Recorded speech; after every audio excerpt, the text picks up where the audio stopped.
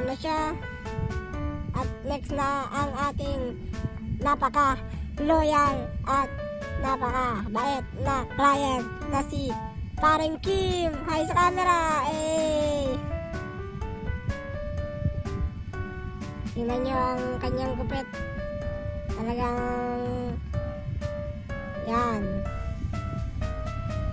Dapat pag mga kanyang client, bibigyan natin ng magandang haircut. At ito na ang last nating customer na si hindi ko kilala. Ito na ang kanyang haircut.